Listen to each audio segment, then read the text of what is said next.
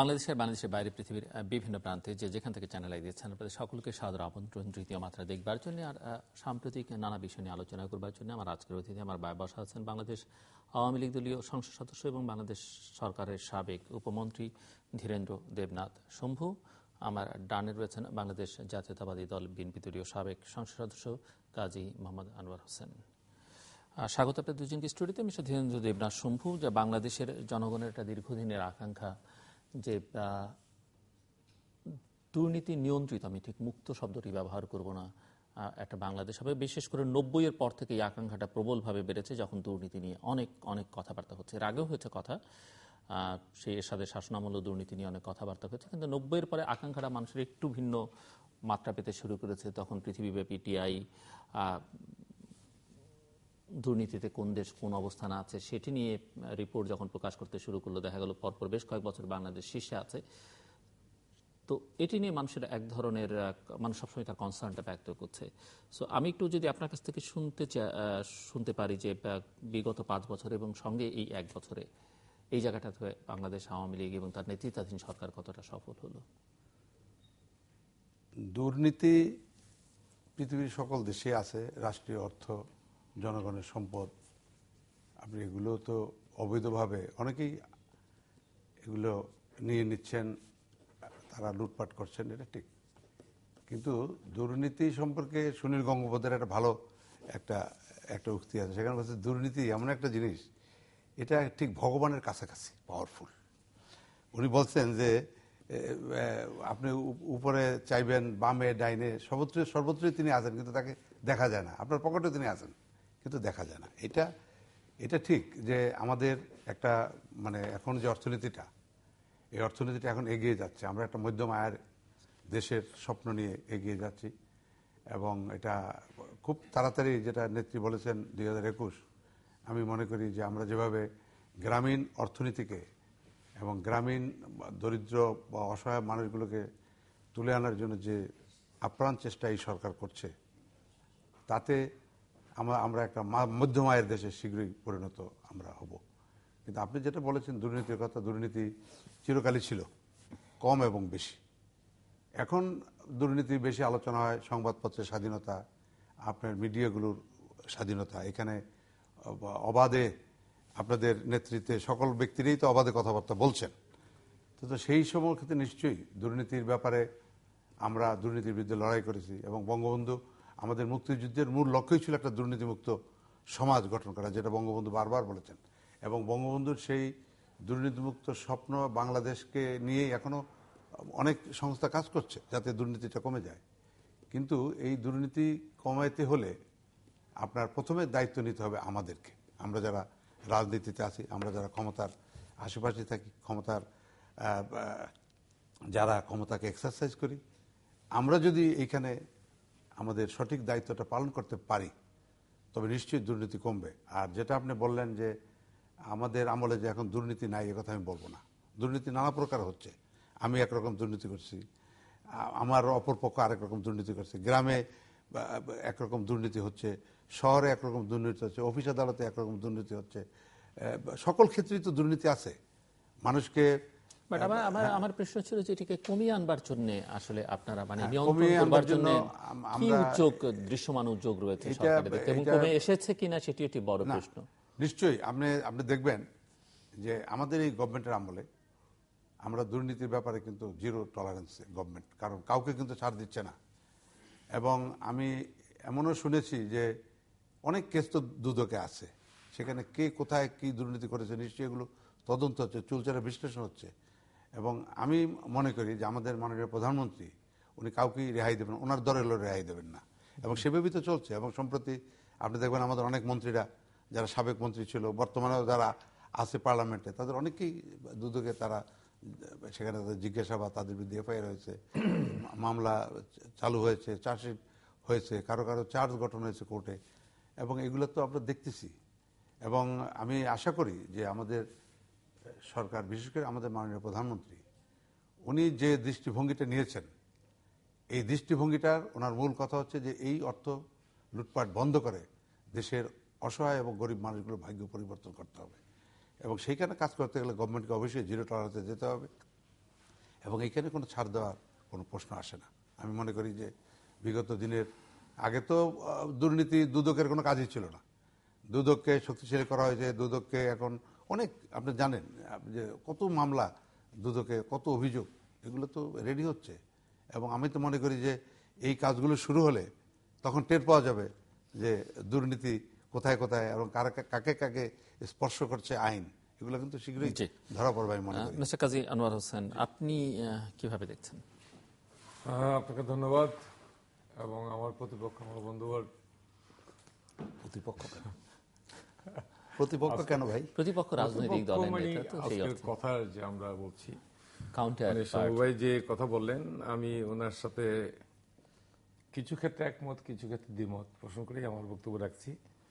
আপনার কলাকৌশলী এবং চ্যানেলের সবাইকে আমি ধন্যবাদ জানাচ্ছি আমার তরফ থেকে, কারণ অনেকদিন পর আপনাদের এখানে আসছি, আশা বন্ধই করে দিচ্ছি, কারণ এইসব আলোচনা করে লাভ নাই। আমার মনে হয় এইসব আলোচনা করে আমাদের শাসন্য।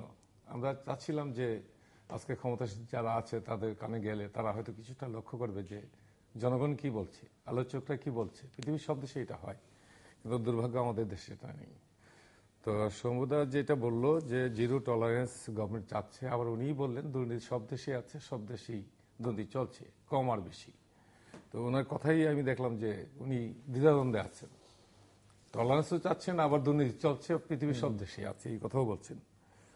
অ্যাকচুয়ালি আমাদের দেশের দুর্নীতিটা আমি যেটা বলবো যে শস্যের মধ্যে ভূত ঢুকে গেছে, যে শস্য দিয়ে ভূত ছাড়াবে সেই শস্যের মধ্যেই ভূত ঢুকে গেছে। কাজে শস্য ভূত ছাড়াবে কিভাবে? দুর্নীতি রন্ডে রন্ডে দুর্নীতি।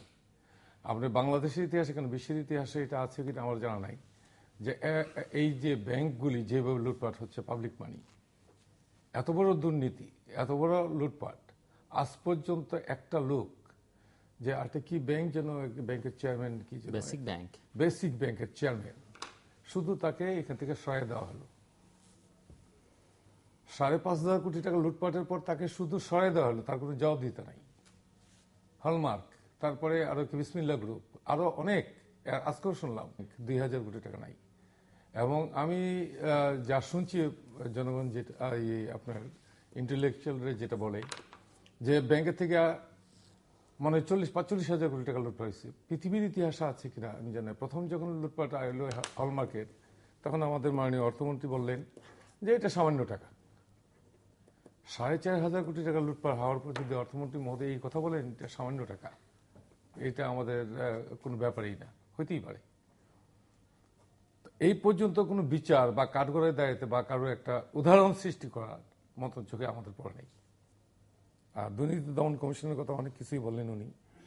আমি বলবো যে এখন মানুষ বলতেছে দুর্নীতি দমন কমিশন এমন একটা জায়গা যেখানে ধুপির মতন কালো কাপড় সাদা করে বের করে দেয়, অটোমেটিক্যালি বেরিয়ে হয়ে যায়, কালো কাপড় ঢুকে সাদা হয়ে বেরিয়ে যায়।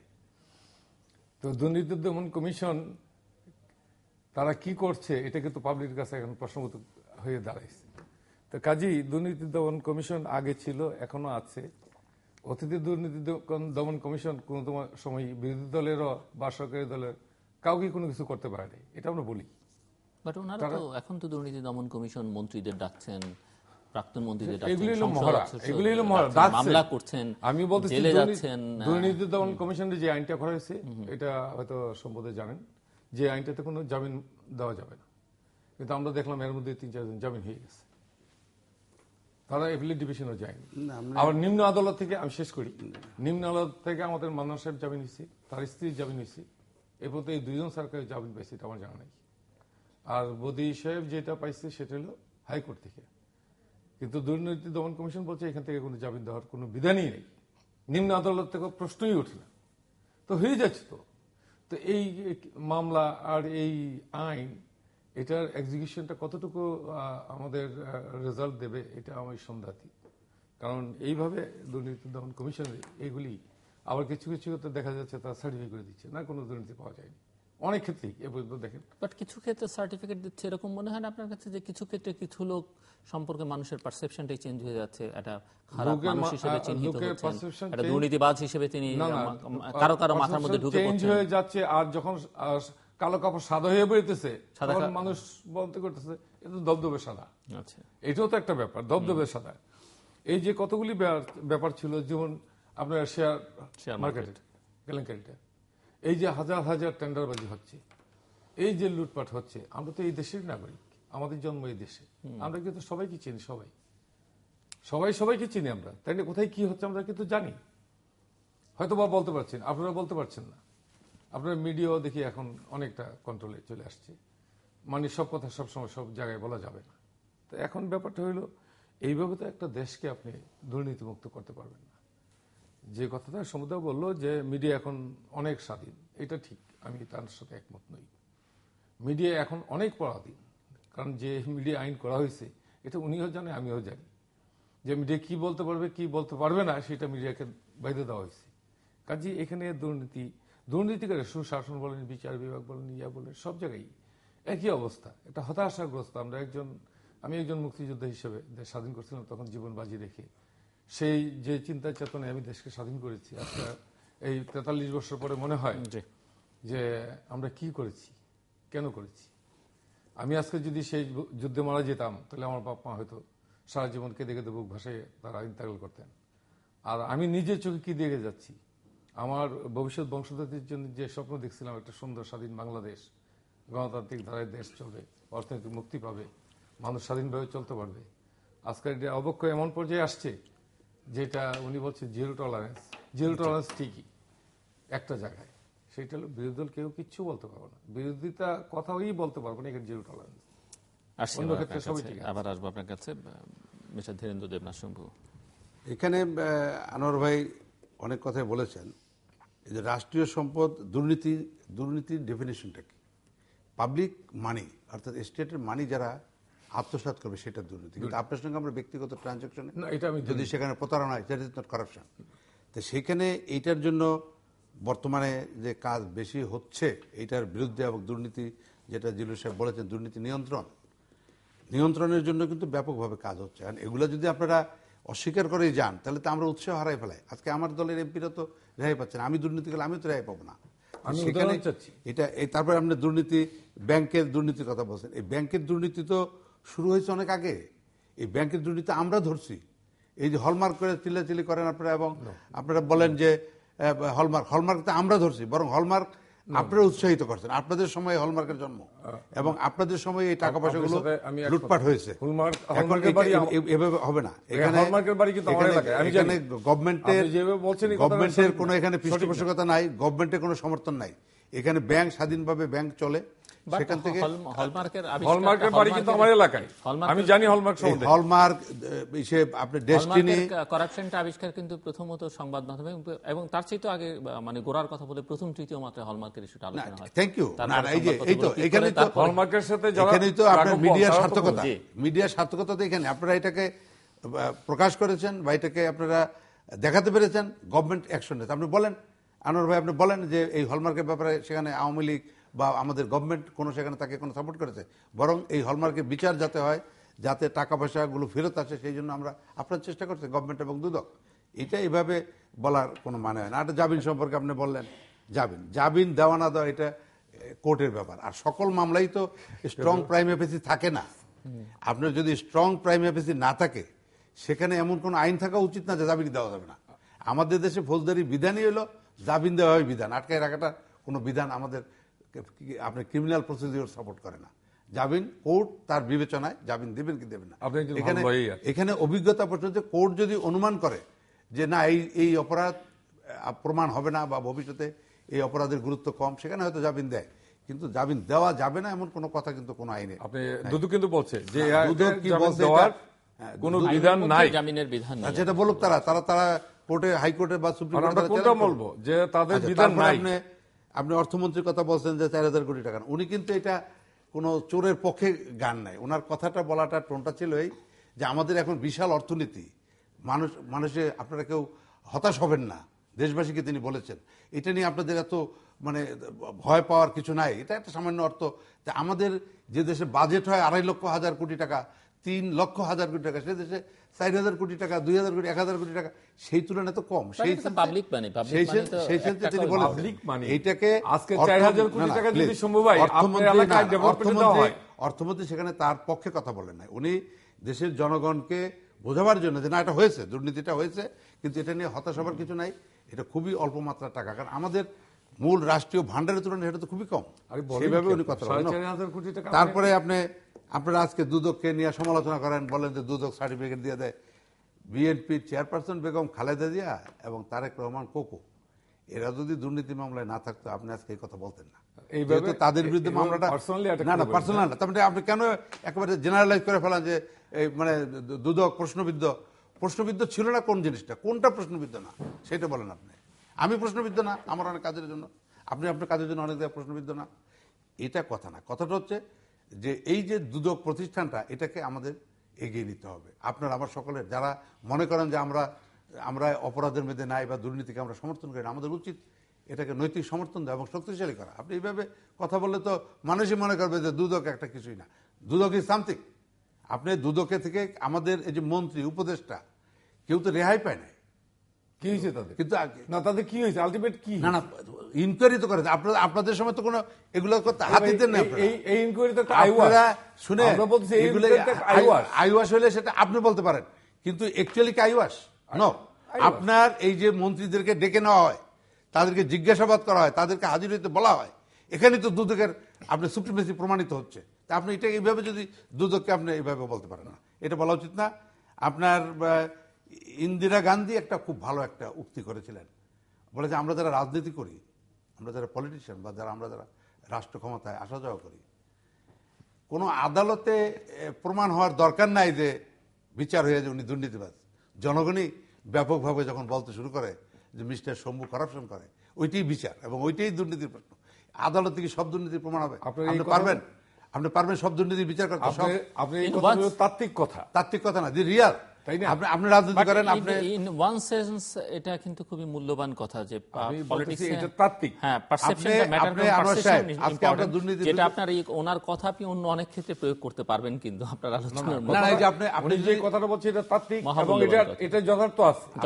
আমি স্বীকার করি। আমি তো পাবলিক যখন বলবে যে কাজে আমরা দুর্নীতিবাজ, আমি একজন রাজনীতিবিদ হিসেবে আমি একটা দেশ পরিচালনায় অংশগ্রহণ করতেছি, আমি দুর্নীতিবাজ, আমি প্রমাণ হইল কি হইল না এটাই যথেষ্ট, আর দরকার নাই। ওই পারসেপশনটা ম্যাটার করে বেশি। হ্যাঁ, এটা ঠিক, পলিটিক্স ম্যাটার করে, এটা ঠিক। আপনার এখানে মূল প্রশ্ন হচ্ছে যে আজকের সঞ্চালকের যে মূল মোটিভটা দুর্নীতি নিয়ন্ত্রণে আনা সম্ভব হচ্ছে অবশ্যই, এবং আমি আশা করব যে আমরা এইটাকে পরিপূর্ণভাবে সমর্থন দেব এবং আপনারা মিডিয়াও এই ব্যাপারে কাজ করবেন। এবং এখানে আপনি নিজে মনে করেন না যে মানে আমরা তো রাষ্ট্রীয় লুটপাটের কথা বা রাষ্ট্রীয় দুর্নীতির কথা বলছি, সেক্ষেত্রে পাবলিক মানি নিয়ে এই যে মিস্টার আনোয়ার হোসেন ব্যাংকের কথা বললেন, ক্যাপিটাল মার্কেটের কথা বললেন, এবং টাকার অঙ্কটা অনেক বড়, হয়তো আপনি বড় মনে করছেন না, অর্থমন্ত্রী মনে করছেন না, অনেকগুলো কিছু আমি বুঝেছি আপনার কথা। এটিকে আপনি মনে করেন না যে একটি বড় ধরনের? অবশ্যই, এবং এই ব্যাপারে আমরা গভর্নমেন্ট খুবই কশাস এবং আমরা এর ব্যাপারে প্রধানমন্ত্রী খুবই আন্তরিক, এবং এই সমস্ত অপরাধী যারা রাষ্ট্রীয় ধন সম্পদ ব্যাংক থেকে লুটপাট করছে তাদেরকে বিচারের আওতায় আনা হবে। এবং এই সমস্ত ঘটনাগুলো যেটা বললেন আপনার, এই যে হলমার্ক, তারপরে ডেস্টিনি, তারপরে বিসমিল্লাহ, যুবক, এটা তো প্রত্যেকে মানে এখন বিচারের অধীন হয়ে গেছে তারা। আপনি কি বলেন? আপনি কি মনে করেন দেশে আইনের শাসন সেই অর্থে খুব একটা শক্তিশালী নয়? আমি এখানেই আসছি। সম্ভবত তো ভালো উকিল, তো হাইকোর্টে প্র্যাকটিস করে খুব ঘুষে গেছে কথা বলতে পারে। আমরা তো নিজের অভিজ্ঞতা থেকে কথাগুলি বলছি। যেখানে আইনের শাসন, আপনি আইন তো সবার জন্য সমান, আইনের চোখে কালো কাপড় বাঁধা, তাই না? সে অন্ধ, কাউকে দেখে না সে, ঠিক আছে না? এই ডেস্টিনির মামলায় আমাদের একজন সাবেক সেনাবাহিনীর ঊর্ধ্বতম কর্মকর্তা জড়িত, তাকে জামিন দিয়ে দেওয়া হলো। আইনি শাসনটা কি আমি বুঝি, তিনি অনেকদিন জেল খেটেছেন, কিন্তু তাকে জামিন দেওয়া হলো। এবং সেই রায়ে যতটুকু মহামান্য বিচারক বোধহয় বললেন যে এইটা আর কারোর জন্য প্রযোজ্য হবে না, আর কারোর জন্য এই আইনটা প্রযোজ্য হবে না, শুধু স্পেশাল তার জন্য তাকে জামিন দেওয়া যাবে। তো আমরা জানি যে সমুদায় একজন ভালো উকিল, আমরা জানি তো আইন সবার জন্য সমান। রাষ্ট্রের প্রধানমন্ত্রী, প্রেসিডেন্ট থেকে আরম্ভ করে আপনার দিন মজুর যে, তার জন্য একই সমান আইন। আমরা আইন তৈরি করছি বহুদিন, নাকি? আমি আইন পরিষদে, আপনি এখনো আছেন, আমি হয়তো নাই। আসবেন আবার। আমরা দীর্ঘদিন আইনসভায় ছিলাম, কিন্তু এখানে আমার সবচেয়ে খারাপ লাগে যে আইনের শাসন বলছেন, এখানে আইনের শাসনটা কোথায়? একজন একই কেসে জামিন পেয়ে যাবে এবং সেখানে আমাদের মহামান্য হাইকোর্ট তাকে বলবে যে তার পরবর্তী পর্যায়ে আর কাউকে এটা দেওয়া যাবে না, এই সুযোগ দেওয়া যাবে না, শুধু তার জন্য। তাহলে উনি কে? আর বাকি যারা আছে ওনারা কারা? আমরা তো সবাই এই দেশের নাগরিক। আমাদের সবার জন্য আইনটা একই সমান্তরালে থাকলে আমরা বুঝতাম যে আইনের শাসন এখানে চলছে। তো একজনের জন্য এক আইন, আরেকজনের জন্য আরেকটা আইন, এখানেই কিন্তু আর আমরা এখানে সমান্তরাল নাই, উঁচু নিচু হয়ে গেছে। তো কাজী আমি একটা দিয়ে আপনাকে বুঝাইতে চাচ্ছি যে আজকে দেশে কিন্তু এটাই চলছে, আইনের শাসন। একজন দুদকে, যেটা শম্ভু ভাই বলল যে একজন দুদকে জামিন পাচ্ছে, আরেকজন পাচ্ছে না, ঠিক আছে না? আমি মনে করি এখানে যদি আইনের শাসন থাকে তা যে কেউ পেতে পারে আর কেউ পাবে না। এখন উনি টেনে আনলেন বেগম খালেদা জিয়ার কথা, কুকুর কথা। আমি এখানে এইসব রাজনৈতিক বিতর্কে আসিনি, আমরা একটা যুক্তি তর্কে আসতে চাইছি। দেখেন, বেগম খালেদা জিয়া 2 কোটি টাকার জন্য কারাপশন করবে, আপনিও যদি বিশ্বাস করেন, আমার বলার কিছু নাই, আমার বলার কিছু নেই। আমি বলতেছি কোর্টে আছে, বিচারাধীন কোর্টে আছে।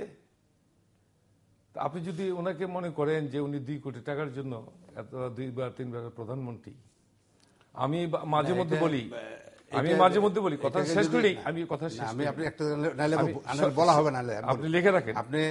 আপনি যে বেগম খালেদা জিয়ার প্রশ্নটা বলছেন, বেগম খালেদা জিয়ার প্রশ্নটা আমি কোনো খারাপ উদ্দেশ্য নিয়ে আমি কথা শেষ করি। আপনি বলেন, আমার ছেলেকে যদি কেউ বলা হয় যে কাজী ওনার ছেলে 2 লক্ষ টাকা হাইজেক করছে, তাহলে আমি খুব কষ্ট পাবো। কারণ আমার ছেলে 2 লক্ষ টাকা হাইজেক করতে পারে না, আমার ছেলে 2 লক্ষ টাকা সে চাইলেই পাবে, তাই না? কাজে একটা জিনিসকে জাস্টিফাই করার জন্য আমরা পলিটিক্যালি অনেক কথাই বলি, পলিটিক্যালি অনেক বিতর্ক করা যাবে, কিন্তু মানুষের কাছে বাট মিস্টার হোসেন, এটিও তো ঠিক যে যিনি দুর্নীতিবাজ বা যার মেন্টালিটিটা সেরকম, তিনি হয়তো অনেক বড় বড় দুর্নীতি করেন, বড়টাও করেন, মাঝারিটাও করেন, ছোটটাও করেন, সবগুলো হয়তো আইনের আওতায় নিয়ে আসা যায় না, ধরা যায় না। প্রমাণ তো মানে আপনি 10টা করলে 10টা, পলিটিশিয়ানরা যখন করাপশন করে ক্ষমতায় থেকে, তখন কিন্তু 10টা দুর্নীতি করলে 10টা কিন্তু প্রমাণ করা যায় না, হয়তো কোনো একটা ছোট একটা বিষয় হয়তো প্রমাণযোগ্য।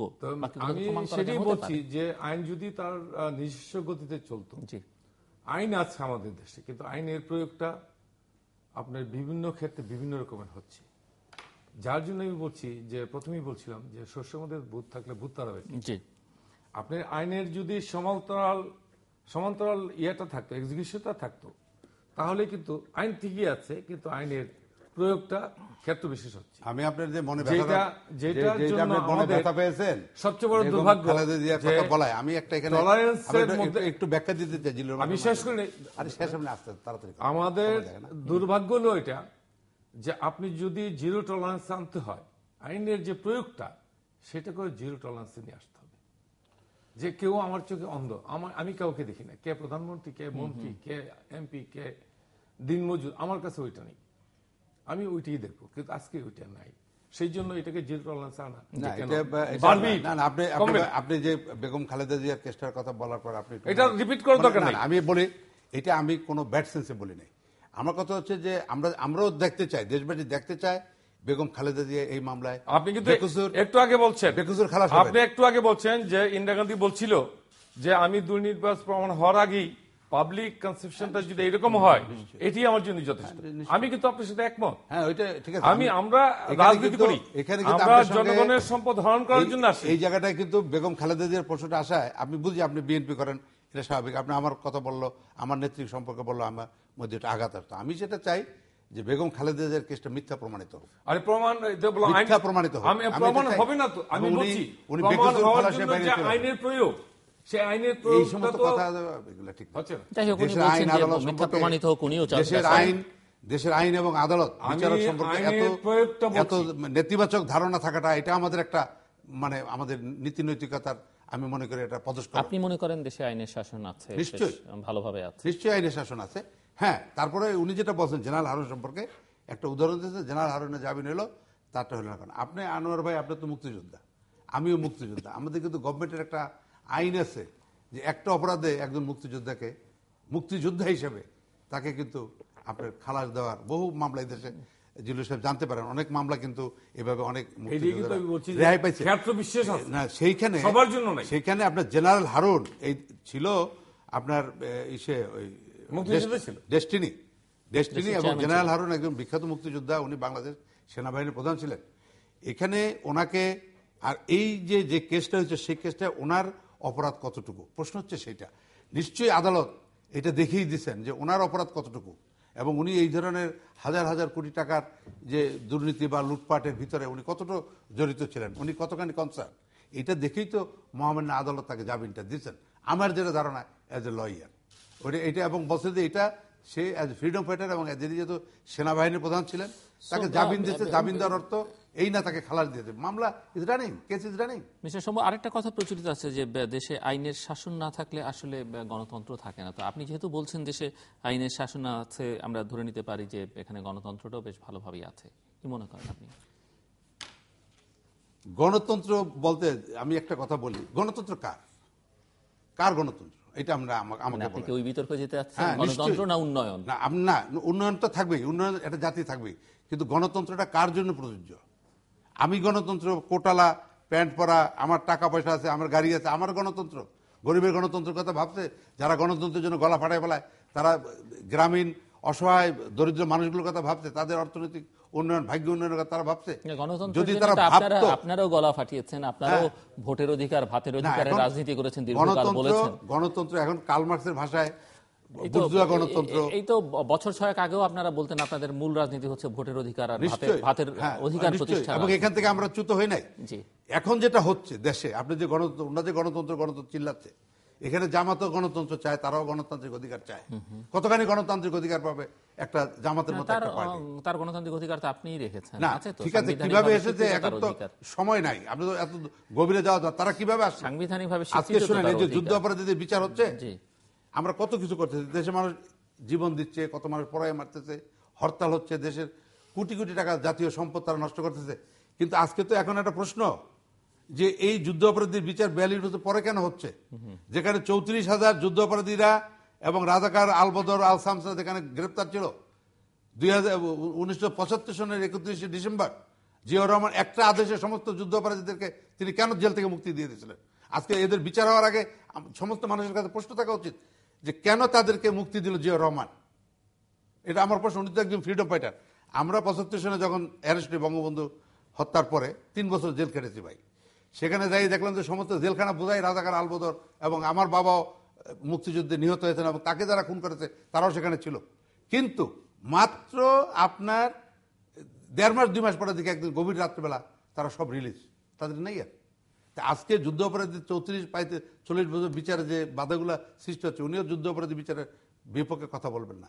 কিন্তু কারা এগুলো তৈরি করেছে, কারা গণতন্ত্রকে হত্যা করেছে, কারা অবৈধভাবে ক্ষমতায় এসেছে, কারা তাদের পাওয়ার মিস এক্সারসাইজ করিয়া ক্যান্টনমেন্টে বসে দল করে পার্টির সাথে কারা এই দেশের গণতান্ত্রিক ধারাটাকে নষ্ট করেছে? এটাকে আওয়ামী লীগ করেছে? হ্যাঁ, আপনি আওয়ামী লীগ কথা বলেন যে বাকশাল করেছিল, বাকশালে গণতন্ত্র হত্যা করেছে, এটা সম্পূর্ণ একটা ভাবতাবাদী কথা। বাকশালে গণতন্ত্র শক্ত হয়েছিল কার? শোষিত মানুষের, গরিবের, তাদের ভাগ্য পরিবর্তনের জন্য বঙ্গবন্ধু বলছিলেন আমরা 10টা বছর আমরা একত্রে কাজ করি, সমগ্র জাতি আমরা একত্রে কাজ করি, মানুষ, গরিব মানুষগুলো তাদের মেরুদণ্ড সোজা করে দাঁড়াক। যার পরনে কাপড় ছিল না, মুক্তিযুদ্ধের সময় ঘরে খাদ্য ছিল না, বস্ত্র ছিল না, শিক্ষার অধিকার ছিল না, বঙ্গবন্ধু তার পার্সোনাল ইন্টারেস্টের জন্য বাংলাদেশ কৃষক শ্রমিক আওয়ামী লীগের কর্মসূচি চালু করেন নাই। এখন গণতন্ত্র কার গণতন্ত্র? আমার গণতন্ত্র না আমার ঘরে যে কর্মচারী তার গণতন্ত্র? গণতন্ত্র কোনটা? আমরা চাই শোষিতের গণতন্ত্র, আমরা চাই নিচের মানুষগুলো তার রাষ্ট্রের গণতন্ত্র ভোগ করবে। এখন আপনারা যে গণতন্ত্র চর্চা করছেন বা প্রতিষ্ঠা করবার চেষ্টা করছেন সেটি শোষিতের গণতন্ত্র। নিশ্চয়ই আমরা আমাদের লক্ষ্যটা তো গরিব। অনেকের কাছে মনে হতে পারে যে এটি না, এটা এখানে তার গণতন্ত্র, এখানে এটা ওইভাবে না। এখানে এই আমরা যে গণতন্ত্রে বিশ্বাস করি সেখানে শোষিত, অবহেলিত, বঞ্চিত কোটি কোটি মানুষ যারা জীবন দিয়ে এই দেশকে রক্ত দিয়ে যারা স্বাধীনতা এনে দিয়েছে, তাদের স্বার্থটাকে দেখার জন্য যা কিছু করার দরকার সেটি করবো। এখন আমি গণতান্ত্রিক অধিকার ভোগ করবো, লুটপাট করবো, দুর্নীতির কথা বললাম, দুর্নীতি কারা করে? দুর্নীতি কি গ্রামের কৃষক করে? দুর্নীতি কি একটা খেটে খাওয়া শ্রমিক দিনমজুর করে? দুর্নীতি কি একজন যে মাটি কাটে সে দুর্নীতি করে? একজন চাষির দুর্নীতি করে? দুর্নীতি তো আমি করি, আপনি করেন। যারা কোট প্যান্ট পরা ভদ্রলোক, যাদের টাকা পয়সা আছে, যাদের গাড়ি বেড়ে, তারাই দুর্নীতি করি। তা আমাদের এটা দৃষ্টিভঙ্গির প্রশ্ন। দৃষ্টিভঙ্গিটা কি? আপনি এই স্টেট কার জন্য আপনি কাজ করবেন? গভর্নমেন্ট কার জন্য কাজ করবেন? ধন্যবাদ। আমি আসছি আপনার কাছে মিস্টার কাজী মোহাম্মদ আনোয়ার হোসেন। কোন প্রশ্নের উত্তর দেব? উনি এতগুলি প্রশ্ন করলো যে এত তাড়াতাড়ি কথা বললো যে আমি এগুলি গুছিয়ে লেখাই সময় পাচ্ছি না। আমি খালি একটা কথা কিন্তু আমি বলি না, জিলুর ভাই, কৌশল একটা প্রশ্ন আমার উত্তর হয়ে গেছে, আমি বলি সরি, আপনি শেষ করার পরে আমি বলবো। এই যে দুর্নীতি নিয়ে আজকে আনোয়ার সাহেবরা অনেক কথা বলেন, আমরা দুর্নীতিগ্রস্ত হয়ে গেছি, আমাদের দুদক কাজ করতেছে না। আরে আপনাদের গভর্নমেন্টের টোটাল আমলটাই তো দুর্নীতিতে প্রথম ছিল পৃথিবীতে, বাংলাদেশটা। রাখেন সেটা তো বলাই হয় না। আপনি ওই দেশের লোক, আমি ওই দেশের লোক, আমরা কিন্তু সবই জানি। এত কথা বলার দরকার নেই। আপনার কথাগুলোর উত্তর আমি দিচ্ছি একটা একটা করে।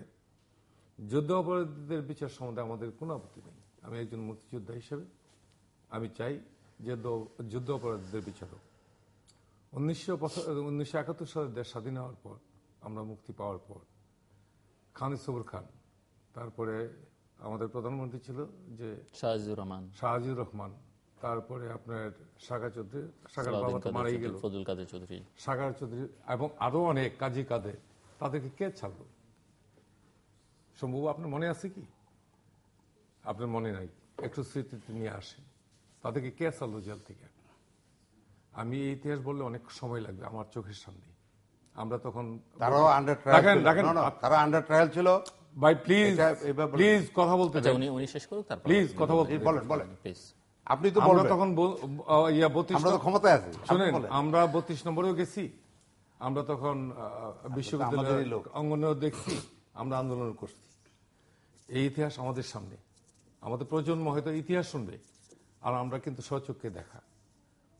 কাজী 75-এর পর, আর এই 75-এর আগে 71-এর পর এই সময়টা তাদের অনেকেই কারামুক্তি হয়েছেন, কারামুক্তি হন নাই, অনেকের সংসারও পাচ্ছে বঙ্গবন্ধু। আপনি নিশ্চয়ই খোঁজ নিয়ে যান। তারপর আসেন জিয়াউর রহমান। জিয়াউর রহমানের প্রতি আপনাদের এতই কেন? আপনারা বাকশাল গঠন করতে আপনি নিজেই স্বীকার করলেন, বাকশাল শোষিত মানুষের জন্য। এইসব স্লোগানটা একটু কম দেন। আজকে শোষিত মানুষের জন্য কি করছেন না করছেন আমরা ভালো করে জানি। শোষিত বঞ্চিতরা কি হয়েছিল? 75-এর পরে জিয়াউর রহমান কোথায় ছিল? জিয়াউর রহমান কিভাবে আসলো? জনগণ আনছে তাকে, ভোটের মাধ্যমে আসছে। বাকশাল থেকে মানুষ গণতন্ত্র চাইছে, সেখানে জিয়াউর রহমান আসছে। উর্দি পরে আসা কি নিষেধ? পৃথিবীর কোথাও আছে? পৃথিবীর অনেক দেশে উর্দি পরে রাজনীতিতে আসছে, সামরিক শাসন দিয়ে আসছে, আমি এটা বলবো না, যে উর্দি ছেড়ে দিয়ে রাজনীতিতে আসছে। ঐতিহাসিক কারণেই জিয়াউর রহমান আসছে, এবং গণতন্ত্রের প্রবক্তা ছিল বলেই জিয়াউর রহমান আজকে আপনারা বাকশাল থেকে আওয়ামী লীগ আসছে। আমরা তো এতদিন বোধহয় আপনারা বাকশালে যাব, এখনো দেখি দেশ অঘোষিত বাকশালেই চলছে। কারণ এক নেতা থাকবে আর সব দল এসে তার আন্ডারে নির্বাচন করো। নির্বাচনের রেজাল্ট কি হবে? যে যত যেখান থেকে পাশ করে গল্প ভাই, যে যেখান থেকে পাশ করে আসো, যেমন হোসেন মাহমুদ এরশাদ বলল যাব না, তাকে কিভাবে নেওয়া হইল? এটার নাম যদি গণতন্ত্র হয়, তাহলে আমার মনে হয় আব্রাহাম লিঙ্কন বা যারা গণতন্ত্রের প্রবক্তা ছিলেন তারা কাঁদবে বসে বসে কবরে। গণতন্ত্রের কথা বললেন না, গণতন্ত্রের কবর হয়ে গেছে এই দেশে। এখন কিভাবে এই গণতন্ত্রকে উদ্ধার করা যায়? 16 কোটি মানুষ তাকিয়ে আছে যে গণতন্ত্রের ব্যাঘাতটা কোথায় হয়েছে? গণতন্ত্র আপনার যেখানে আনোয়ার হোসেন আপনি কথা বলতে দেন, আপনার কথা সময় আপনার সময় কিন্তু আমি একটা কথা বলিনি। আপনি 100 এখানে 153টা সিট আপনি উইদাউট নির্বাচন, 300 হলে আপত্তি কি ছিল? 300 যদি হয়তো আপত্তি নাই, সাংবিধানিক কোনো আপত্তি নাই। নির্বাচনে নৈতিক আপত্তি আছে, পারসেপশনের আপত্তি, হ্যাঁ নৈতিক আপত্তি আছে, সাংবিধানিক কোনো আপত্তি নাই। আপনারা বলছেন সাংবিধানিক ধারাবাহিকতা রক্ষার জন্য এই নির্বাচন আমাদের দরকার। 153 জন পাশ করে নিয়ে আসলেন উইদাউট নির্বাচন, 154 জন, 53 জন, একজন পরে বাদ গেছিল, আর 147 জন, আর এই 147 জন যারা নির্বাচিত হয়ে আসলো, কত পার্সেন্ট ভোট পাইছে এটা আপনি ভালো করে জানেন। আমার এলাকায় আমি জানি, আমার ডিস্ট্রিক্টে আমি জানি, আপনার এলাকায় আপনি জানেন। আমি ওই বিতর্কে যেতে চাই না। তারপরে আপনারা বললেন গণতন্ত্রের ধারাবাহিকতা রক্ষার জন্য, সংবিধানের ধারাবাহিকতা রক্ষার জন্য নির্বাচনটা পরবর্তী পর্যায়ে আমরা আলোচনা করি। যে আপনারা বসলেন, বৈশা স্যারে বললেন 2019 সালের আগে আর কোনো নির্বাচন না, কোনো আলোচনাও নয়। আপনারা একবার বললেন সংবিধানের ধারাবাহিকতা রক্ষার জন্য নির্বাচন, বৈশা স্যারেই শক্ত হয়েই বলতেছেন যে 19 সালের আগে কোনো নির্বাচন নয়, কোনো আলোচনাও নয়। এখন আপনারা ভালো বোঝেন এই দেশ গণতন্ত্র, আপনি বলছেন শোষিত মানুষের জন্য, ভুখালেঙ্গা মানুষের জন্য আর কারো গণতন্ত্র প্রয়োজন নাই। আছে প্রয়োজন না, আপনি তো বলছেন একটা শ্রেণীর জন্য আপনারা, না, তাদের জন্য বা কি করতে আজকে দেশে আর্থসামাজিক অবস্থা আপনি কি জানেন? আপনি দেশে থাকেন, আপনি কি বলতে পারবেন যে মানুষের পারচেজিং পাওয়ার বাড়ছে, তাদের আয় বাড়ছে, আয়ের উৎস বাড়ছে? দিনে দিনে মানুষের আরো আয়ের উৎস কমে যাচ্ছে। এখন মানুষের যেটা ডিপোজিট ছিল সেগুলো ভেঙে ভেঙে খাচ্ছে অনেক চাকরিজীবী, আমি জানি, অনেক ব্যবসায়ী আমি জানি। আজকাল সর্বদিক থেকে দেশের অর্থনৈতিক অবস্থা কোন দিকে যাচ্ছে? আপনার ওই রেমিটেন্স বাড়ছে বা এক্সপোর্ট বাড়ছে, সেটা দেখায় আপনি বাংলাদেশ ব্যাংকে আপনার 21-22 বিলিয়ন ডলার আপনার রিজার্ভ, আপনার ইনভেস্টমেন্ট হচ্ছে। ইনভেস্টমেন্টের জন্য যে অবকাঠামোগত উন্নয়ন কতটুকু হচ্ছে? আজকাল গ্রামীণ রাস্তাঘাট কতটুকু হচ্ছে? আপনার দুই একটা বড় বড় কাজ দেখাইলি এই 55,000 বর্গমাইলে প্রচুর কাজ হচ্ছে, এটা কিন্তু বলা যাবে না। কাজে দেশের আর্থসামাজিক অবস্থা উন্নয়নের ক্ষেত্রে ওই যাদের কথা আপনি বললেন যে বোকানাঙ্গা মানুষের জন্য আপনারা কিছু করবেন, তাদের জন্য কিছু করতে হলে আপনাকে গ্রামে চলে যেতে হবে উন্নয়নের ক্ষেত্রে। অবকাঠামোগত উন্নয়নটা যদি গ্রামে না হয়, শুধু শহর ভিত্তিক চিন্তা করলে দুই একটা বড় কাজ করে, এটা কিন্তু উন্নয়ন বলা যাবে না। কাজেই আপনারা যে গণতন্ত্রের কথা বলেন, উন্নয়নের কথা বলেন, এটা কেন বলেন আপনারাই ভালো বুঝেন, আর 16 কোটি মানুষও বুঝে। আপনারা যদি সত্যিকারের গণতন্ত্র চান, আপনারা যেই জন্য আপনারা নিজেরও আন্দোলন করছেন, আমরাও আপনাদের সাথে ছিলাম, তখন একই কাতারে আমরা আন্দোলন করছি যে একটা নিরপেক্ষ তত্ত্বাবধায়ক সরকারের নির্বাচন চাই। এই তত্ত্বাবধায়ক সরকারের নির্বাচনের জন্য কম করেন আপনারা। আজকে ক্ষমতায় যাওয়ার পর বলেন কিসের তত্ত্বাবধায়ক? অবৈধ নির্বাচন। হাইকোর্টের রায় দিয়ে দিল, আপনার মিডিয়ার সম্পাদকদের ডাকাইলেন, সবার নিলেন, এমএকএস কিউ ডাকাইলেন, সব ডাকাইলেন, সবাই বলল, তারপর ফট করে পার্লামেন্টে পাশ করে দিয়ে নিল। এইভাবে তো গণতন্ত্র সম্ভব। এখানে আপনি বুধের মুখে রাম না, এটা শোনেন, আমি এখানে যে কথাগুলো বলতেছি আমি কিন্তু সিনসিয়ারলি বলতেছি। আমি আওয়ামী লীগ করি বলে আওয়ামী লীগের পক্ষে না, এখানে আওয়ামী লীগ আমি কিন্তু ওইভাবে কথা বলতেছি না। আপনি যে দেশের মানুষ এত গরিব ছিল, এবং আমাদের স্বাধীনতাটা দরকারই তো ছিল গরিবের জন্য। এদেশে সবুর খান বা আনোয়ার হোসেন সাহেব বা ধীরেন্দ্র দেবনাথ সমূহ আমাদের জন্য তো স্বাধীনতা দরকার ছিল না। কে বলছে? স্বাধীনতা দরকার ছিল গরিবের জন্য, এদেশে কৃষকের জন্য, আপনার জন্য, শ্রমিকের জন্য। আপনার সাথে আমাদের সবার জন্য সমস্ত শোষণ থেকে, অর্থনৈতিক শোষণ থেকে মুক্তির জন্য তো স্বাধীনতা। আমি বলবো আমাদের আপনি এখন আমরা ডিস্টার্ব করতে পারেন না। বঙ্গবন্ধু তার 7ই মার্চের ভাষণে এবারের সংগ্রাম আমাদের মুক্তির সংগ্রাম। এই মুক্তি কি মুক্তি? এই মুক্তি হচ্ছে সমস্ত জনগোষ্ঠীর অর্থনৈতিক মুক্তি। এই অর্থনৈতিক মুক্তি এবং বৈষম্যের জন্য হাজার হাজার বছর ধরে এদেশের মানুষ লড়াই করেছে। বিভিন্ন বিদ্রোহ, সেই কৃষক বিদ্রোহ, সন্ন্যাসী বিদ্রোহ, ফকির বিদ্রোহ, মাঝি বিদ্রোহ, ছাত্র বিদ্রোহ, যুব বিদ্রোহ। এই বিদ্রোহগুলো কেন হয়েছিল? মানুষের অর্থনৈতিক বৈষম্যের কারণে তো মানুষ বিদ্রোহ করেছিল। এই বিদ্রোহগুলোর যেটা চাহিদা ছিল সেটা কখনোই পূরণ হতো না যদি এই দেশটা স্বাধীন না হতো। এই দেশের গরিবের জন্যই আমাদের স্বাধীনতা প্রয়োজন ছিল। সবুর খান, মোনায়েম খান আর গোলাম আজম আর আমার জন্য স্বাধীনতা না হইলেও চলতো, আমরা পাকিস্তানও খাই বেড়ে বাঁচতে পারতাম। কিন্তু আমাদের গরিবের জন্যই এই দেশটাকে স্বাধীন করা হয়েছে। শুধু শোষিত বঞ্চিত মানুষগুলোকে সামনে রেখেই বঙ্গবন্ধু ডাক দিয়েছে। বঙ্গবন্ধু তো পরিষ্কার বলেছিলেন যে আমাকে যদি প্রশ্ন করে যে তুমি কার পক্ষে, আমি শোষিতের পক্ষে, আমি এই পৃথিবীর সমস্ত শোষিত মানুষের পক্ষে আমি আমার জীবন দিয়ে কথা বলবো। এবং তিনি একটা ছাত্রলীগের একটা সম্মেলনে বলেছিলেন যে আমার অবস্থা যদি চিলির আলেনদের মতো হয় তবু আমি এই পথ থেকে সরব না। আমি এদেশের গরিব দুঃখী মানুষের, মেহনতি মানুষের অর্থনৈতিক মুক্তির জন্য আমি লড়াই করে যাবো, আমি জীবন দেবো। এটা আপনি জানেন, আপনি তৎকালীন সময় নিশ্চয়ই ঢাকা বিশ্ববিদ্যালয়ে পড়াশোনা করছেন। ছাত্র ইউনিয়নের এক সম্মেলনে বঙ্গবন্ধু পরিষ্কার বলছে যে আমি গরিবের, আমি শোষিতের। এখন এই দেশটা আপনারা বঙ্গবন্ধুকে হত্যা করার পরে এক নাগারে 22টা বছর আপনারা এই দেশে ছিলেন, কি উন্নতি করেছেন আপনারা? আজকে আপনি বলেন যে অর্থনীতি নাই, গ্রামীণ অর্থনীতি এখন অনেক শক্তিশালী। আজকে গ্রামের সমস্ত আমার দুঃখিনী মায়ের কাছে টাকা, আজকে কোনো দুঃখিনী মা ভাতের জন্য চোখের পানি ফেলে না, কোনো শিশু সন্তান কষ্ট পায় না ভাতে। এত কিছু করার পর আমাদের গ্রামীণ অর্থনীতি, কৃষিতে, শিল্পে, গার্মেন্টসে, আমাদের সমস্ত ক্ষেত্রে আপনি বলেন যে কি রেমিটেন্স, আমাদের আপনাদের আমলের চেয়ে অন্তত 40 লক্ষ লোক এই গভর্নমেন্ট আসার পরে আপনার বিদেশে গেছে, তারা চাকরি করে। আমাদের ছেলেরা প্রতি বছর প্রতিদিন 1200 থেকে 1400 ছেলে পেলে বিদেশে যাচ্ছে। আর আপনারা বলেন গন্ডগোল তো আপনারা লাগাইছেন, আপনারা সমস্ত বিএনপির আমলে যত চোর গুন্ডা বদমাশ করে পাঠাই দিয়েছেন এখান থেকে, তারা মধ্যপ্রাচ্যে যাইয়া সেই আরব আমিরাতে খুন জখম ধর্ষণ করে আজকে সেখানে কেস ফেস বিভিন্ন মামলা করার জন্য আমাদের ইমেজটা নষ্ট হয়ে গেছে সেখানে। এখন সেখানে বাংলাদেশ থেকে লোক নিতে চায় না, কেন চায় না? সেখানে আপনারা রোহিঙ্গাদের পাঠাইতেন আপনারা বাংলাদেশের পাসপোর্ট দিয়া, আচ্ছা তারা গন্ডগোলটা কেটে বাঙালিরা যেখানে গেছে পৃথিবীর সমস্ত জায়গায় তারা সুনাম করেছে, সমস্ত জায়গায়। এবং আমাদের লোকরা যে সুনাম করেছে পৃথিবীতে, এটা আমি বলতে গেলে অনেক কথা বলতে পারবো। কিন্তু মধ্যপ্রাচ্যে যে আজকে যে অবস্থাটা সৃষ্টি হয়েছে, কি সেদিন ফখরুল ইসলাম সাহেব বলেন শেখ হাসিনার সফর ব্যর্থ। কিভাবে ব্যর্থ হলো? যেখানে তালা মেরে দিছিল শেখ হাসিনা তালাটা খুলে দিয়ে আসছে, এখন রাস্তা ওপেন হইল।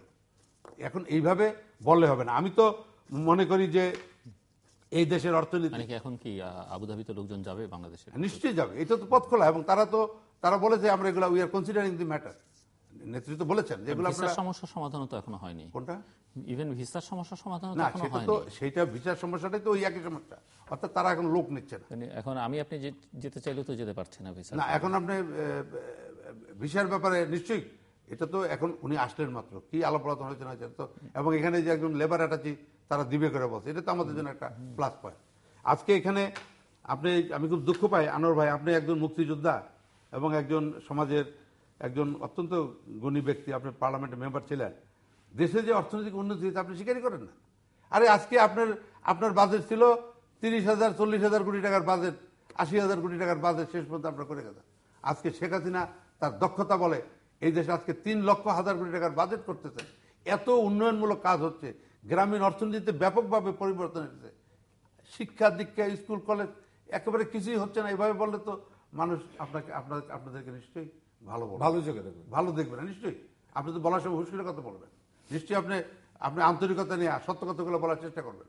আপনি কেন এইভাবে বলেন? আমরা হুঁশিয়ার আছি, আপনারা একটু বেহুশ হয়ে গেছেন। এটা হয় না। আপনার দেশের অর্থনীতি এখন অনেক শক্তিশালী, দেশের উৎপাদন রপ্তানি শিল্প কারখানা সকল ক্ষেত্রে বাংলাদেশ এগিয়ে গেছে। শিল্প কারখানা 12টা বেজে গেছে, কিচ্ছু না, গ্যাস নেই। একটু শুনি আমরা। কিসের গ্যাস? নিজেও একজন উদ্যোক্তা, আমি বলি আপনাকে, শিল্প উদ্যোক্তা। শম্ভু বাবু কথা তো বলেন খুব সুন্দর, আমি জানি আপনি ভালো বলেন, সবসময় ভালো বলেন, পার্লামেন্টেও বলতেন। স্বাধীনতা কার জন্য আপনি বলছেন, এইটা কিন্তু আমি এখান দিয়ে জায়গায় আপনার সাথে দ্বিমত। আমরা স্বাধীনতা করেছি, আমরা আলাদা একটা স্বতন্ত্র রাষ্ট্র চাই, সেটা ঠিক আছে, বাংলাদেশিদের। কিন্তু তার মধ্যে প্রয়োজনটা ছিল কার? আমি বলি ইন্ডিপেন্ডেন্স কার জন্য প্রয়োজন ছিল? উনি বলুন প্লিজ, ইন্ডিপেন্ডেন্সটা কার জন্য প্রয়োজন ছিল? আমরা বলতে পারেন স্বাধীনতা যুদ্ধ করেছি আমরা ওই মধ্যবিত্ত নিম্ন মধ্যবিত্ত পরিবারের ছেলেরাই। স্বাধীনতা কিন্তু ওই যে বড় লোকের ছেলেরা করে না, বড় বড় নেতারাও করে। নিশ্চয়ই বড় বড় নেতারাও করে নাই, আমাদের কে বসে বসে মুরগির রান খাইছে, আর তারা কি করছে আমরা জানি। কাজী স্বাধীনতা করেছিলাম আমরা তখন 7.5 কোটি মানুষের জন্য। বিচ্ছিন্ন ছিল কয়েকজন রাজাকার বা আলবদর, সেটা হলো কয়েকজন হাতে গোনা, তাই না? তাদের সঙ্গে আমরা মাইক্রোস্কোপ দিয়ে দেখতে হবে। আর আপনি যে কথা বলছেন অর্থনৈতিক আজকের যে শক্তিটা, এটা নিশ্চয়ই আপনি স্বীকার করবেন।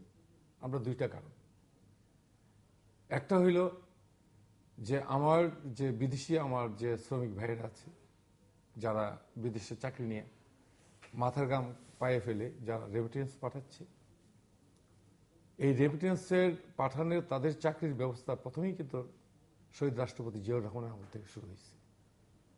এটা আপনাকে স্বীকার করতেই হবে। এবং মধ্যপ্রাচ্যের দেশগুলির সাথে ওনার একটা ভালো সম্পর্ক ছিল, বন্ধুত্বপূর্ণ সম্পর্ক ছিল। এবং আজকে যে রেমিটেন্স আসছে আমাদের আজকে মধ্যপ্রাচ্যের দেশে, এই তো শুনলাম কালকে একজন মেন পাওয়ারের ভালো ব্যবসায়ী, প্রতিষ্ঠিত ব্যবসায়ী আমার এখানে আসলো। G2G ভালো, G2Gটা ভালো, আমি এটা অ্যাপ্রিসিয়েট করি। G2G ভালো, গভর্নমেন্ট টু গভর্নমেন্ট, সেখানে টাকা পয়সা কম খরচ হবে। কিন্তু আপনার এখানে এখনো অনেক বেকার। দুইটা লাইনই আপনি চালু রাখেন না, G2G প্লাস আপনারা ম্যান পাওয়ার ব্যবসায়ীরা যদি কোনো ব্যবসা করতে চান আপনারা রেজিস্ট্রেশন নিয়ে আসেন, তবে হ্যাঁ এই লিমিটের মধ্যে আপনাদের থেকে টাকা নিতে হবে, সেখানে একটা আইনের বাধ্যবাধকতা তাদের উপর ছেড়ে দেন। এর মধ্যে কিন্তু আরো অন্তত 5-7 লাখ 10 লাখ লোক যেতে পারত। আর মধ্যপ্রাচ্যের সাথে আপনাদের এইটা পররাষ্ট্রনীতি টোটালি ব্যর্থতা। আপনি যেই কথাটা বলছেন মাননীয় প্রধানমন্ত্রী ইউএতে গেছে, ইউতে আমাদের ভালো ভালো লোক আছে, আমারও পরিচিত লোক আছে, আমি প্রায় যাই। 10 লক্ষ লোক আছে এখন ভাই প্লিজ, আমি জানি আপনাকে সাপোর্ট সৌদি আরবের পরেই ইউএই, সৌদি আরবের পরেই ইউনাইটেড আরব আমিরাত, রাইট। এবং আমাদের প্রতিষ্ঠিত ব্যবসায়ী অনেক আছে এখানে, যাতে আমাদের বাংলাদেশ এমবেসির কাউন্সিলররা, তারপরে আমাদের ইয়ারা অনেক সময় তাদের এখানে যায়, গিয়ে লবিং করে যে তোমরা দেশের রেমিটেন্স পাঠাও, এটা করো। আমি গত বছর দেখে আসছি, তাদের সাথে কথা বলে আসছি। ইউএতে আমাদের তেমন কোনো উন্নতি হয়নি মাননীয় প্রধানমন্ত্রী যাওয়ার পরে, হবে আশ্বাস দিচ্ছে। এই আশ্বাসের উপরে যদি আপনারা আস্থাবান হয়ে থাকেন ভালো, আমরাও চাই, আমরাও চাই। এমন কোনো এগ্রিমেন্ট হয় না যে অগ্রগতি তো নিঃসন্দেহে, যদি আশ্বাস মিন করে থাকে তাহলে এটা তো এক ধরনের অগ্রগতি। হ্যাঁ, আমি সেটা বলবো যে হ্যাঁ উনি মাননীয় প্রধানমন্ত্রী যাওয়াটা ভালোই হয়েছে, তবে আশ্বাস আছে। এটার কোনো রেজাল্ট আমরা সুদূর প্রসারী আমরা দেখব কোথায় পাওয়া যায়, কিভাবে পাওয়া যায়। তো আরেকটা হলো আপনার সেক্টর গার্মেন্টস। আপনি গার্মেন্টস সেক্টর, আমি আজকে এখানে মিডিয়াতে বসে বলছি, আমাদের খুব দুর্ভাগ্যজনক রানা প্লাজা, আপনার তাজরিন গার্মেন্টস, বোধহয় তাজরিনের পরে এটার উপরে যে একটা ডিজাস্টার যাচ্ছে। আমি একজন ব্যবসায়ী, আমি গার্মেন্টস ব্যবসা করি। এই দুইটার উপরে আপনার যে ডিজাস্টার যাচ্ছে এই ব্যবসাটার উপরে, এরপর আসলো আপনার অ্যাকর্ড, অ্যালাইন, কমপ্লায়েন্স, বিভিন্ন ধরনের ব্যারিকেড। আপনি জানেন ইতিমধ্যে প্রায় 450 গার্মেন্টস বন্ধ হয়ে গেছে এদেশে, এবং 450 গার্মেন্টস বন্ধ হয়ে গেছে, আর বাকিগুলিও বোধহয় বন্ধ হওয়ার, অনেক গার্মেন্টস বন্ধ হওয়ার পথে। আমাদের অনেক অর্ডার আপনি বিভিন্ন জায়গায় চলে যাচ্ছে, আপনার Vietnam, Cambodia, Bharat, Pakistan, Indonesia, আরো অনেক জায়গায় চলে যাচ্ছে। আর এটার একটা কারণ হইল যে, এটা দুঃখ হইল বলতে হবে, আমাদের যারা সাংবাদিক ভাইয়েরা আছেন, মিডিয়াতে যারা চাকরি করেন, তারা এইভাবে জিনিসটাকে হাইলাইট করছে, বিদেশিরা আতঙ্কিত হয়ে গেছে। একটা ছোট্ট উদাহরণ দিই, আমার ছোট মেয়ে আপনার আইএলওতে আছে, জাতিসংঘের আইএলওতে আছে। সে এখন এই তো গত 6-7 দিন আগে সে গেল আপনার ইয়েতে, আম্মান, যে জর্দানে ভালো গার্মেন্টস আছে। কালকে তার সাথে কথা হইলো, বাবা আমাদের এখানে এত কমপ্লেক্স নিয়ে এত কিছু হইতেছে, ওইখানে কি অবস্থা? বাবা এখানে কোনো দাঁড়াই দাঁড়ায় না। ওরা চাইনিজ কয়েকটা ফ্যাক্টরি আমি ভিজিট করছি 2-3 দিনে, দেখলাম মেয়েরা যে মানবতার জীবন যাপন করে এটা দেখার। হ্যাঁ, ওরা স্ট্যান্ডার্ড অনুযায়ী বেতন দেয়, তবে বেতনটা যে আমরা বাংলাদেশ থেকে খুব বেশি তা বলা যাবে না। খাওয়া দাওয়ার ব্যবস্থা করে দিচ্ছে, এক এক রুমে দেখা যায় গাদাগাদি করে 10-15 জন থাকে। আর খুব ভালো সুন্দর বিল্ডিং তাও বলা যাবে না, টিন ইয়েতে আর কি, স্টিল স্ট্রাকচার। কিছু ফ্যাক্টরি আছে খুব ভালো, আবার কিছু ফ্যাক্টরি আছে মিডিয়াম, কিছু ফ্যাক্টরি আছে কম। তারা সবাই অর্ডার পাচ্ছে, এবং তাদের তো আপনি কোটা ফ্রি, ট্যাক্স ফ্রি বোধ হয় ইউএ মার্কেটে, এবং আর ইউরোপিয়ান ইউনিয়ন এবং ইয়েতে আমেরিকার মার্কেটে। আর আমাদের বেলায় যেটা হয়েছে, আমার একটা জেনারেটর পুরনো নষ্ট হয়ে গেছে, আপনাকে বলি নষ্ট হয়ে আছে। এই জেনারেটরটা এইখানে রাখছি কেন, এটা কমপ্লেন্সে নাই, এখানে ফায়ার লাগতে পারে। আরে নষ্ট তো, এটা তো ফালাই রাখছি এক সাইডে, কয়েকটা তো ড্রয়িংও নাই, ড্রয়িংও নাই। এটা তাড়াতাড়ি সর, আর এটা সরাই দেখলে আমার অনেক কষ্ট করতে হবে। মানে এমন একটা পর্যায়ে গিয়েছি আমরা এখানে। আমাদের এই মিডিয়া বন্ধুদেরকে বলবো যে, আপনাদের সবাইকে বলবো, রাজনীতিবিদদের, যে গার্মেন্টস সেক্টরের প্রতি তাদের মনে করে গার্মেন্টস মালিকরা মানে হাজার হাজার কোটি টাকার মালিক, বিশাল ব্যাপার। একটা সময় ছিল যখন কোটা মার্কেট ছিল, যার কাছে 2-4 লাখ ডজন কোটা ছিল, তারা প্রচুর পয়সা কামাইছে। এখন কিন্তু তা নেই, খুবই কম্পিটিশন। এত কম্পিটিশন যে আমাদের সেন্ট টু সেন্ট হিসাব করতে হয়। 2 সেন্টের জন্য একটা অর্ডার নিতে পারি না আমরা, 2 সেন্ট মাত্র, বিলিভ ইট অর নট, 2 সেন্টের জন্য একটা অর্ডার নিতে পারতেছি না। এই অর্ডারটা চলে যাচ্ছে। কাজে এই গার্মেন্টস সেক্টরটা টিকে আছে বলে এই অর্থনীতির আজকের এই অবস্থাটা। এখানে কিন্তু কাজে কোনো কৃতিত্ব নাই, গভর্নমেন্টের কোনো কৃতিত্ব আছে বলে মনে করি না। কাজে ওই শ্রমিকদের পয়সা আর গার্মেন্টস এর পয়সা, আমাদের যে ফরেন কারেন্সি আর্নিংটা আজকে আমাদের রিজার্ভটাকে অনেক বাড়িয়ে দিচ্ছে। আপনি তুলনামূলকভাবে চিন্তা করেন, আমাদের গার্মেন্টস এর কিন্তু আপনার ওপেনটা কমে গেছে, কিন্তু নিটটা একটু বেড়ে গেছে, যার জন্য আমরা একটা ব্যালেন্সে আছি। রেমিটেন্স বাড়ার কারণটা হলো আমাদের প্রচুর লোক বিদেশে আছে, তারা এখন দেশের প্রতি একটু মায়া আছে, রেমিটেন্স পাঠাচ্ছে। আপনারা যে খুব বেশি লোক পাঠাইছেন, আর একটা কথা খুব খারাপ কথা বলছেন আপনি, এটা আমি বলবো যে চোর ডাকাত গুন্ডা বদমাইশ পাঠাইছি। এইভাবে যদি আপনারা মিডিয়াতে কথা বলেন, তাই বিদেশিরা শুনবে, জানবে যে আমরা চোর ডাকাত গুন্ডা বদমাইশ আপনি এগুলি পাঠাই। এটা ঠিক বলেন। যেটা হয়ে গেছে আমাদের দেশে পথদুষ্ট কি? No no no no no no, এইভাবে কথা বলবেন না। সে দেশে গিয়ে খুন করা হয়েছে মানুষ। আপনার যে কথাটা বলছেন, না না, এটা ঠিক আছে, এটা উন্মুক্ত, এটা আমি বলবো তো। কারণ এটা কেন ঘটলো? আপনার মধ্যপ্রাচ্যে আমি কথা বলি, আজকে ফিল করেন এই কেন? চোর গুন্ডা বদমাইশ আপনার দেশেরই সৃষ্টি, হয় আপনার সৃষ্টি না হয় আমার সৃষ্টি, তাই না? উনি বলেছেন আমার কথা হলো খারাপ ভালো কিন্তু সব জায়গায় কথা মিন করেছেন, সব জায়গায় খারাপ ভালো আছে। এটাকে একবার এভারেজ বলবেন, 10টা ভালো পাঠাইতে গিয়ে 2টা খারাপ যেতে পারে, আপনিও যেতে পারেন, আপনি এখানে হইতে পারেন। তথ্য সংগ্রহ একটা লোকের সার্বিক জানার পর না, আপনার এখানে আপনি কি বলতে পারবেন যেটা করা হয়েছে, এই যে আপনি বলতেছেন যে জিরো টলারেন্সে নিয়ে যাবেন, এটা কখনো সম্ভব হবে না, জিরো টলারেন্স হবে না। বলেন ভাই। কাজী আপনি যে কথা বলছেন আজকে রেমিটেন্সের এখানে গভর্নমেন্টের কোনো কৃতিত্ব আছে বলে আমি মনে করি না। এই যে মানে আপনাদের কথাগুলো মানে এইভাবেই তো মানে সত্য বিপর্যস্ত হয়, মানুষ নিরুৎসাহিত। আপনি যদি ভালো কাজ করেন আপনার আমি প্রশংসা করবো, খারাপ করলে আমি আপনাকে নিন্দা করবো। এই জিনিসগুলি তো, এই আচরণগুলি তো সমাজ থেকে উঠে গেছে এবং আমরা সেটাকে মানে উৎসাহিত করছি। আপনার মতো ব্যক্তি যিনি এই দেশের একটা ব্যবসায়িক সেক্টরে জড়িত, এই যে রানা প্লাজা ঘটনার পরে বিশ্ববাসী এবং আমরা সবাই মনে করছিলাম যে আমাদের এটা শিল্পটা ধস নামবে, সেটা মিথ্যা প্রমাণিত হয়েছে।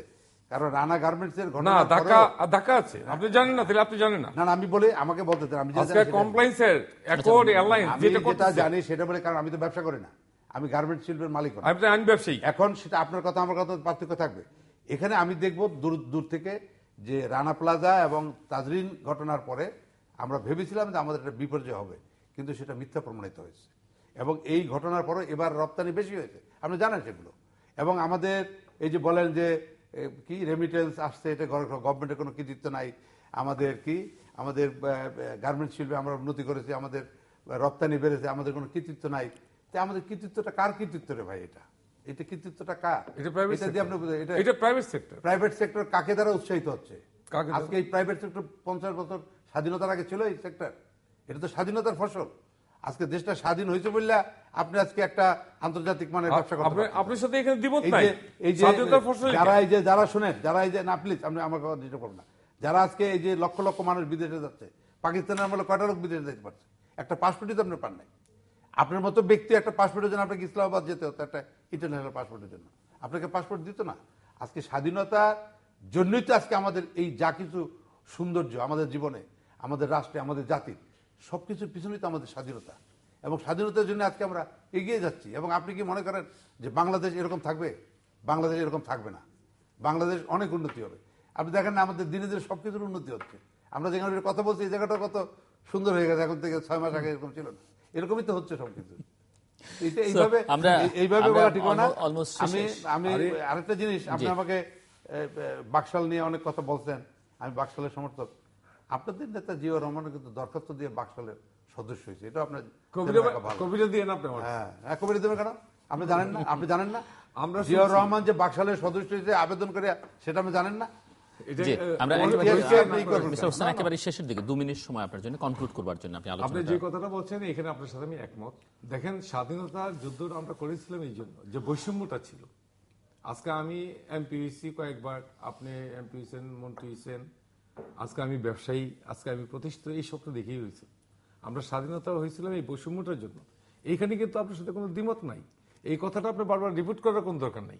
এইটা আজকে আমরা স্বাধীন হয়েছি বলেই আমরা বিশ্বের বুকে একটা লাল সবুজের পতাকা নিয়ে দাঁড়াতে পারতেছি। আমি পরিচয় দিই, আমি প্রথম স্বাধীনতার পরে আপনার 76-8 আমি পানামা গেলাম ঘুরতে। ওইখানে বালবোয়া সিটি ওদের রাজধানী। ওই বালবোয়া সিটিতে প্রচুর ইন্ডিয়ান, মুসলমান, হিন্দু অনেকেই আছে। তো আমাকে যাওয়ার পর দেখি একটা মহাত্মা গান্ধীর একটা স্ট্যাচু আছে, আমি দেখে তো অবাক হয়ে গেলাম। তো এখানে বসলাম কতক্ষণ, এর মধ্যে একটা ইন্ডিয়ান আসলো, বললো যে আমাদের এখানে একটা বিরাট মার্কেট আছে, মসজিদও আছে, তুমি ইচ্ছা করলে নামাজ পড়তে পারবা। শুক্রবার ছিল সেদিন। এর মধ্যে দেখা হইলো কতক্ষণের মধ্যে একজন আপনার জিওগ্রাফির প্রফেসর স্টুডেন্ট নিয়ে আসছে। তো আমার জিজ্ঞেস করলো যে তুমি কোথেকে আসছো, তোমার দেশ কোথায়? ইন্ডিয়া। আমি বললাম না। কোথায়? বাংলাদেশে। বাংলাদেশ কোথায়? জিওগ্রাফির প্রফেসর, সে জিজ্ঞেস করতেছে বাংলাদেশ কোথায়? আমি একজন মুক্তিযোদ্ধা।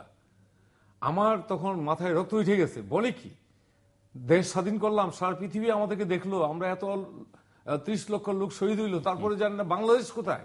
সে জিওগ্রাফির প্রফেসর। আমি খুব দুঃখে, সেখানে তার কিছু বলারও নাই। তারপরে তার বুঝাইলাম যে এখানে ইন্ডিয়া, এখানে নেপাল, এখানে ভুটান চিনে অবশ্য, নেপাল, এখানে পাকিস্তান, এইখানে বার্মা, তখন তো বার্মা মায়ানমার ছিল না, এখানে আমাদের ইন্ডিয়া মেজাজগুলো আরো খারাপ হয়ে, আরে পাকিস্তান থেকে আবার আমি ইন্ডিয়া হয়ে গেলাম নাকি? এটা তাদের জন্য। আরে বলতেছি, আমি কথা শেষ করি। কারণ আজকে আমি গর্ব করে পৃথিবীতে যে জায়গায় যাই বলতে পারি যে আমি বাঙালি, আমার একটা দেশ বাংলাদেশ। ধন্যবাদ। এই স্বাধীনতার ফসল আমার এইটাই, আমি গর্বিত এই জন্যই। পৃথিবীতে প্রধানমন্ত্রী হতে পারবে, অনেক ধন্যবাদ, প্রধানমন্ত্রী হতে পারবে, আপনি প্রেসিডেন্ট হতে পারবে, আপনি মন্ত্রী হতে পারবেন 100 বার, কিন্তু পৃথিবীতে আর মুক্তিযোদ্ধা হওয়ার সুযোগ আর নাই বাংলাদেশে। জি, আমি এটার জন্য করি। মিস্টার শম্ভু 1 মিনিটে শেষ। আচ্ছা, আমি 1 মিনিটই বলবো। উনি আজকে আপনার যে সূত্রপাত ছিল আজকের আলোচনার, এটা সম্পর্কে আমি দিয়ে শেষ করব যে এই যে একটা দেশের যে অর্থনৈতিক যে কাঠামো, আমাদের এত আমরা এখন আগের চেয়ে আমাদের রাষ্ট্রীয় সম্পদ অনেক বেড়েছে, আমাদের রাষ্ট্রীয় রেভিনিউ বেড়েছে, আমাদের শিল্প কারখানা, কলকারখানা, আমাদের জাহাজ শিল্প, আমাদের চা শিল্প, আমাদের সিরামিক শিল্প, আমাদের টেক্সটাইল, আমাদের কম্পিউটার, আরো বাড়বে। আমরা এখানে মূল কথাটা হচ্ছে যে এখানে দুর্নীতি বন্ধ করতে গেলে আমাদের সবাইকেই এই জন্য সচেষ্ট হতে হবে। আইনের শাসন এবং আইনের শাসন তো অবশ্যই, আইনের শাসন যদি আমরা ব্যর্থ হই তাহলে তো আমরা সবটাই ব্যর্থ হয়ে যাবো। আইনের শাসনের প্রতি আমরা শ্রদ্ধাশীল, এবং আমি একজন আইনজীবী এবং দেশের একজন নাগরিক, দেশের একজন মুক্তিযোদ্ধা হিসেবে আমি অবশ্যই, এবং আমরা আইনের লেজিসলেটর, আমরা অবশ্যই আইনের শাসনে দেশে প্রতিষ্ঠিত হবে, এটা আমরা চাই। এবং এই যে কতগুলো কথা আনোয়ার ভাই আপনারা বলেন, আপনি একজন সুন্দর কথা দিয়ে শেষ করেন আর সিজন পলিটিশিয়ান, আমি আশা করব যেটা সত্যকে সত্য বলা, সাদাকে সাদা বলা। অনেক ধন্যবাদ। কালোকে কালো বলা। দর্শক, আমরা অনুষ্ঠানের শেষ প্রান্তে, যেটা আমাদের সম্পর্কে আপনারা লিখতে পারেন ডাকে, ইমেলে, SMS এর মাধ্যমে, ইন্টারনেটে আমাদের অফিসিয়াল ওয়েবসাইট অথবা সোশ্যাল নেটওয়ার্কগুলোতে যেসব পেজ রয়েছে সেসব পেজে আপনারা আপনাদের মতামত রাখতে পারেন। আর আপনাদের মতামতে আমাদের অনুষ্ঠান তৃতীয় মাত্রা আপনি দেখতে পাবেন প্রতি বৃহস্পতিবার এবং শুক্রবার বাংলাদেশ আমরা দুটোই, বুধবার দুপুর 11:30 এবং শুক্রবার দুপুর 1:05 দেখবার আমন্ত্রণ রইল। মিস্টার কাজী মোহাম্মদ আনোয়ার হোসেন এবং মিস্টার ধীরেন্দ্রনাথ দেবনাথ শম্ভু, অসংখ্য ধন্যবাদ আপনার দুজনকে আলোচনা অংশ নেবার জন্য। দর্শক, আমার দুই অতিথি কথা বলছিলেন, দুজনেই রাজনীতিক, বেশ কয়েকবার তারা সংসদে, একজন তো আছেনই, আরেকজন ছিলেন। আমরা অনেকগুলো বিষয় নিয়ে কথা বলেছি, দুর্নীতি, আইনের শাসন, গণতন্ত্র, যুদ্ধাপরাধীদের বিচার, দেশের অর্থনীতি। দুজন একটা জায়গায় খুব শ্রদ্ধাশীল, সেটি হচ্ছে দেশের জনগণের প্রতি, এবং সে কারণে ওনার স্বীকার করে নিয়েছেন যে পারসেপশন, সত্যি মিথ্যে যাই হোক না কেন, আইনে প্রমাণিত হোক কিংবা প্রমাণিত না হোক, যাই হোক না কেন, পারসেপশন ম্যাটার করে, এবং রাজনীতি তো বিশেষভাবে করেই। এবং এই জিনিসটি যদি, এই যে জনগণের ধারণাটা যে অত্যন্ত গুরুত্বপূর্ণ, সেটি নির্বাচনের ক্ষেত্রে হোক, গণতন্ত্রের ক্ষেত্রে হোক, আইনের শাসনের ক্ষেত্রে হোক, দুর্নীতির ক্ষেত্রে হোক, আইন শৃঙ্খলার ক্ষেত্রে হোক, এটি যদি রাজনীতিবিদরা মাথায় রাখতে পারেন তাহলে কিন্তু অনেক সমস্যার সমাধান হয়ে যায়। তার জন্য তাদের অতীতের মতো, অতীতের রাজনীতিকরা যেভাবে দেয়ালে লিখন করতে পারতেন, মানুষের পালসটা অনুভব করতে পারতেন, সেটি একটু করতে পারতে হবে, এবং অতীতের সেই ধারাটায় আমাদের রাজনীতিকদের খানিকটা হলেও ফিরে যেতে হবে। দর্শক, আমাদের সঙ্গে থাকবার জন্য অসংখ্য ধন্যবাদ, আপনাদের সবার জন্য শুভকামনা।